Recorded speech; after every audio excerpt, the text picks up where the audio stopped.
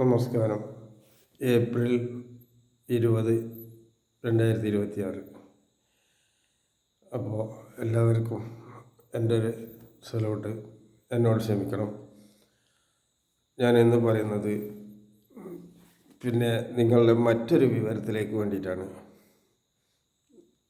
അത് ശ്രദ്ധിച്ച് കേൾക്കുമെന്ന് പ്രതീക്ഷിക്കട്ടെ. നമ്മൾ ജീവിച്ച് നടക്കുമ്പോൾ ഓടി നടന്ന് പണിയെടുക്കണം.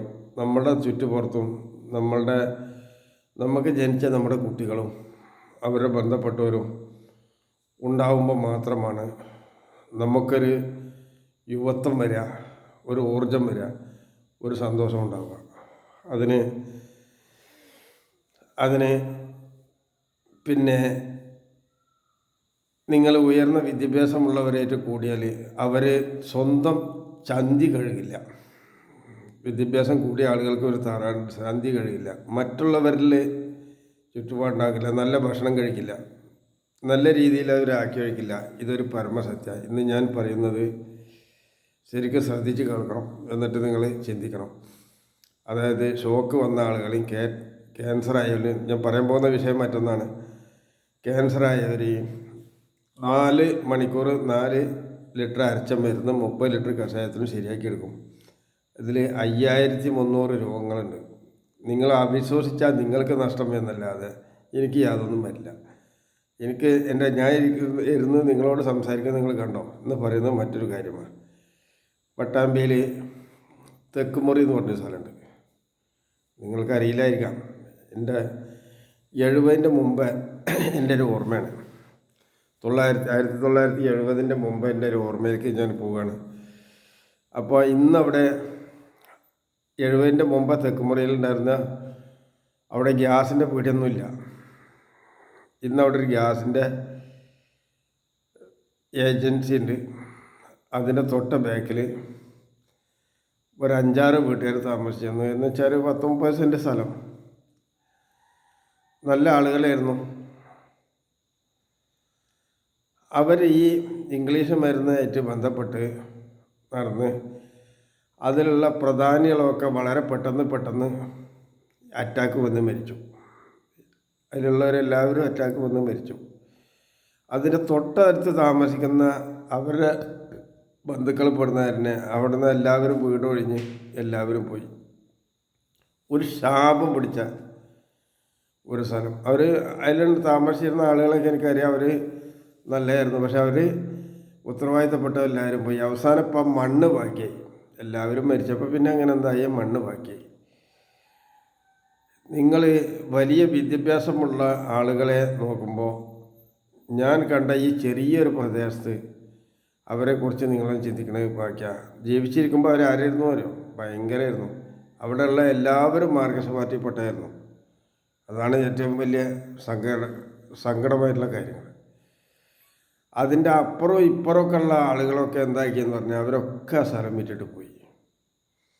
സ്ഥലം വിറ്റ് പോകാൻ കാരണം എനിക്ക് മനസ്സിലായി കൊടുത്തോളം മതിയായ ദുഃഖവും സങ്കടവുമാണ്. അപ്പോൾ കഴിഞ്ഞ ദിവസം കൊപ്പത്ത് മെയ്തൽ ഡോക്ടർ അവിടെ ഇതുപോലെ ഒരു വീട്ടമ്മ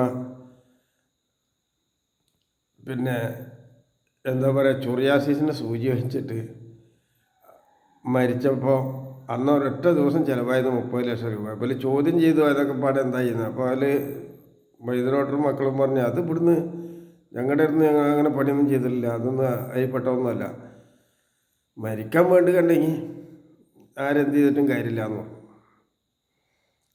30 ലക്ഷം രൂപ പിന്നെ എന്തിനാ വാങ്ങിച്ചു എന്നുള്ള ലെവല്. ഈ അമ്മക്ക് 5 പെൺകുഞ്ഞുങ്ങളാണ്. അത് ആലോചിച്ച് നോക്കണം. അവർക്ക് പോലെ തിന്നാൻ പെൺകുട്ടികളായാലും ആൺകുട്ടികളായാലും കുട്ടികൾ വലുതായി അവരുടെ ഒരു ഭാഗത്തേക്ക് വരുമ്പോൾ പിന്നെ ഇതൊന്നും വിഷയമല്ല. പക്ഷെ അതിനാവണം അത്രയും നല്ല രീതിയിലാണ് നമ്മളെ ഇംഗ്ലീഷ് മരുന്നും ഈ ഉയർന്ന വിദ്യാഭ്യാസം. ഈ വിദ്യാഭ്യാസം കൊണ്ട് ഇത് ഒരാളുടെ കാര്യം മാത്രമൊന്നുമല്ല, ഒരു ഏരിയയൊക്കെ ചിലയിടത്തൊക്കെ ഇതിലും വലുതൊക്കെ സംഭവിച്ചിട്ടുണ്ട്. ഇപ്പോൾ നമ്മളത് ഈ ഭാഗത്തു കൂടെ മരുന്നിൻ്റെ ഭാഗത്തു കൂടെ വരുമ്പോഴാണ് ചില വീട്ടിലൊക്കെ നിറയെ കുട്ടികളും അമ്മമാരൊക്കെ വരുന്നത് നമ്മൾ ഈ മരുന്നിനെക്കുറിച്ചും അതിൻ്റെ നിലപാടുകളെക്കുറിച്ചൊക്കെ ആയപ്പോഴാണ്. അല്ലാണ്ട് ഈ വിദ്യാഭ്യാസം ക്വാളിഫിക്കേഷനൊന്നും നടക്കില്ല. കാരണം നിങ്ങൾ തന്നെ ആലോചിച്ച് നോക്കും, ഇപ്പോൾ നമ്മുടെ IAS ഉദ്യോഗസ്ഥന്മാർ ഇവിടെ എത്ര ഒരു കൊല്ലത്തിൽ ഇറക്കി വിടുന്നുണ്ട്. കേരളത്തിൽ എവിടെയെങ്കിലും തൊഴിൽ ചെയ്യുന്ന കമ്പനി ഉണ്ടോ? ഈ IAS എടുത്തു കൊടുത്ത് എവിടെയെങ്കിലും നോക്കിയിട്ടുണ്ടോ? അതേമാതിരി എഞ്ചിനീയർമാർ എവിടെയെങ്കിലും ഉണ്ടോ? അവരുടെ ചന്തി അവർക്ക് ഇല്ല. അതാണ് ഏറ്റവും വലിയ അത്ഭുതം. അവരുടെ സാധനങ്ങൾ അവർ മറ്റുള്ളവരായിട്ട് ഇങ്ങനെ കൊട്ടും, ഇങ്ങനെ ആക്കും. ഈ പൈസക്കാരെയൊക്കെ കുറച്ചൊക്കെ നിങ്ങൾ നോക്കി നോക്കി, അവർ വലിയ പൈസ വലിയ ചുറ്റുപാടുണ്ടെന്നൊക്കെ പറഞ്ഞു നോക്കി, നല്ലൊരു ഭക്ഷണം അവർ കഴിക്കില്ല. നല്ല ഭക്ഷണം ഫ്രിഡ്ജിൽ വെച്ച് അത് അഴുക്കാക്കി ശവമാക്കിയിട്ടാണ് ഇവർ കഴിക്കുന്നത്. പിന്നെ ഇവർക്കുണ്ടാകുന്ന രോഗത്തിനെ കുറിച്ചൊന്നും പറഞ്ഞിട്ട് യാതൊരു കാര്യമില്ല. അപ്പോൾ നിങ്ങൾക്ക് ഇതിലെന്ത് മനസ്സിലായി? ഓടി നടന്ന് ജീവിക്കണമെങ്കിൽ എൻ്റെ സർവീസ് വേണ്ടി വരും. ഇല്ലെങ്കിൽ നിങ്ങൾ കൂട്ടത്തോടെ നിങ്ങളുടെ മക്കളൊക്കെ ഒരുമിച്ചല്ലെങ്കിലും അതിങ്ങനെ തറക്കുന്ന ഇംഗ്ലീഷ് മരുന്ന് തികച്ച് ഞാൻ പറഞ്ഞല്ലോ, ഗ്ലൂക്കോസ്, പാരസെറ്റമോൾ, ഇത് 4 ഉപയോഗിച്ചാൽ നിങ്ങൾക്ക് ആദ്യമാണ്. നിങ്ങൾ ഒരു തർക്കം കരുതണ്ട. അതേമാതിരി അത് കംപ്ലീറ്റ് നിങ്ങളെ കൊല്ലാനുള്ളതാണ്. അതിൽ ഏതെങ്കിലും ഒരാളോ ഒരു കുടുംബമൊക്കെ ചിലപ്പോൾ രക്ഷപ്പെട്ടെന്ന് വരും. എല്ലാവരൊന്നും അങ്ങനെ രക്ഷപ്പെടുന്നില്ല. അവരുടെ ഇപ്പോൾ എത്രയോ ആളുകൾ, ഇപ്പം ഞാൻ പറഞ്ഞില്ലേ, ഈ ഇങ്ങനെയുള്ള നിരവധി എണ്ണത്തിന് നമ്മൾ കാണുന്നതാണ്. എൻ്റെ ഒരു മൂത്തമ്മ, ഞാൻ ജനിച്ച് ഒരു വയസ്സിൽ കാണുന്നതാണ്. എനിക്കന്ന് പ്രായം അതാണ്. അപ്പോഴാണ് നമ്മളിതൊക്കെ ഓർമ്മ വരുന്നത്. അന്ന് മുതൽ ഇന്ന് വരെ EMS ചികിത്സയാണ്. അതിന് ഗുളിക കഴിക്കാതിരിക്കാൻ ഒരു ദിവസം 200 കിലോ ഗുളിക വേണം, ഒരു ദിവസം, ഒരു നേരത്തിന്. എന്നിട്ട് വല്ല കാര്യമുണ്ടോ? ഒരു കാര്യമില്ല. അത് ഇന്നും വിഷമിച്ച്. ആ കൊറോണ കാലത്ത് 2-3 കൊല്ലം ഗുളിക കഴിക്കാതിരുന്നപ്പോൾ അത് ഓടി നടന്ന് പണിയെടുത്തിരുന്നു. മരണം തരുന്നത് ചില ആളുകൾക്ക് എന്ത് മരുന്ന് വെച്ചിട്ടും കാര്യമില്ല, മരിക്കില്ല. ചില ആളുകളാവട്ടെ നിസ്സാര കംപ്ലൈൻറ്റിൽ മതി. ചില ആളുകൾക്കാവട്ടെ ഈ മരുന്നൊന്നും കഴിക്കാതിരുന്നാൽ അവർ ഓടി നടന്ന് ജോലി ചെയ്യും, അവരുടെ കാര്യങ്ങളൊക്കെ ചെയ്യും. വിഷമമൊക്കെ ഉണ്ടാവും, വിഷമമില്ലാതൊന്നും കഴിയില്ല. ഇങ്ങനെ 3-4 തരം ആളുകളാണ് പഠിച്ചവൻ നമ്മളെ പഠിച്ചുള്ളത്. അപ്പോൾ ഇതിൽ ഈ കരൾ രോഗമാണ് ഞാനിവിടെ കണ്ട്. ഞാൻ പറഞ്ഞല്ലോ, 60-ൻ്റെ ശേഷം ഞാൻ കാണുന്ന കാഴ്ചകളൊക്കെ ഇങ്ങനെയാണ്. ഈ ഷുഗർ ഇതൊരു തട്ടിപ്പാണ്.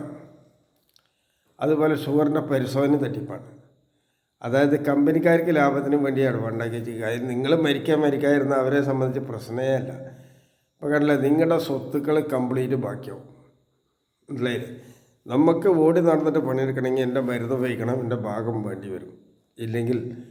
ഇല്ലെങ്കിൽ ആരോടും ഒന്നും പറഞ്ഞിട്ട് കാര്യമില്ല, ഒന്നും ബാക്കി ഉണ്ടാവില്ല. നമ്മൾ ഓടി നടന്ന് പണിയെടുക്കണം, നമ്മൾ ഭക്ഷണം കഴിക്കണം, നമ്മുടെ കൂടെയുള്ളവർക്കൊക്കെ കൊടുക്കുകയും വേണം. അതിൻ്റെ പരിസരത്തുള്ളവർക്ക് കുടിവെള്ളമൊക്കെ കൊടുക്കണം, കക്കൂസ് പോകാൻ സംവിധാനമൊക്കെ ചെയ്യണം. ഓടി നടക്കുമ്പോൾ ഇതൊക്കെ നമ്മുടെ ബാധ്യത. നമ്മളാണ് മരിക്കാൻ തയ്യാറായാൽ ഇതൊന്നും വേണ്ട. അപ്പോൾ ഇപ്പം ഞാൻ ഈ പറഞ്ഞൊരു കഥ നിങ്ങൾക്ക് ചെന്ന് നോക്കിയാൽ കാണാം. പക്ഷേ അതിലുള്ള അന്നുണ്ടായിരുന്ന ആളുകളൊന്നും കാണൂല. മനസ്സിലായില്ലേ? അന്നുണ്ടായിരുന്ന ആളുകൾ വേറെ മാറിപ്പോയതൊന്നുമല്ല, മരിച്ചു പോയത് തന്നെ.